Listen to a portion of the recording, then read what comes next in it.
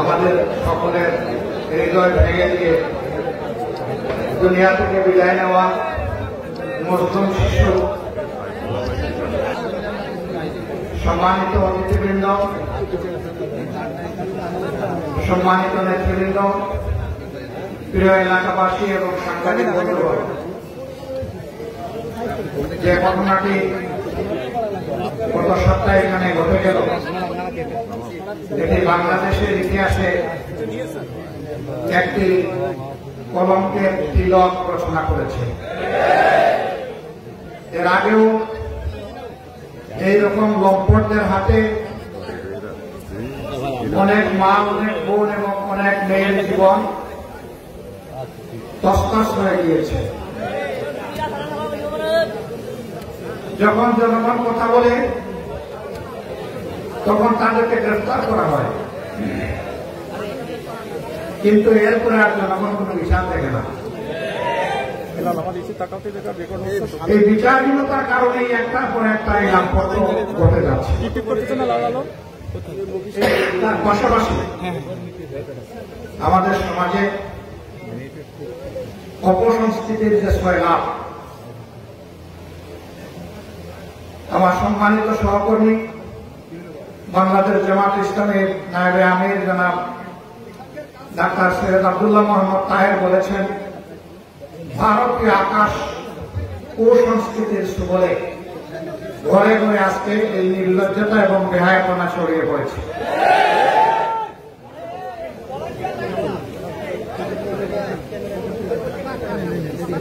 Volunteer ভাইরা দুই একটা ছবি দিলে বাধা দিয়ে না, মানুষকে এখানে আসতে দেয়। আপনারা বসে থাকেন, আর ভলান্টিয়ারি লাগবে না, এখন আপনারা বসে থাকেন। আলহামদুলিল্লাহ, বলছিলাম ঘরে ঘরে আজকে অপসংস্কৃতি এবং নির্লজ্জতা ছড়িয়ে পড়েছে। মেগা সিরিয়াল, শর্ট ফিল্ম, এই দুইটার মাধ্যমে আমাদের গোটা সংস্কৃতিকে, সামাজিকতাকে, পারিবারিক বন্ধনকে সব কিছুকে তছনছ করে দেওয়া হয়েছে। যে শিশুটি লাঞ্ছিত হল সারা বাংলাদেশ, যার কারণে আজকে লজ্জিত, তার আপনজনেরা তার এই সর্বনাশ সাধন করেছে। মানুষকে এই পশু স্তরে নামিয়ে এনেছে এই সংস্কৃতি। এই সংস্কৃতি আভ্যন্তরীণ হোক, আঞ্চলিক হোক, আন্তর্জাতিক হোক, এই নোংরা সংস্কৃতি বন্ধ হোক, এটা আমরা চাই। 2 নম্বর, হ্যাঁ, দর্শন এবং খুনের সর্বোচ্চ সাজা হচ্ছে মৃত্যুদণ্ড, কিন্তু আজ পর্যন্ত কয়টা মৃত্যুদণ্ড এই দেশবাসী দেখেছে? তাও দণ্ড দিতে গিয়ে প্রধান আসামিকে বাঁচিয়ে ফোর্স আসামিকে অনেক সময় ফাঁসি দিয়ে দেয়। কিন্তু যদি কোরআনের আইন কায়েম হয় তাহলে অবশ্যই শতভাগ ন্যায় বিচার নিশ্চিত হবে।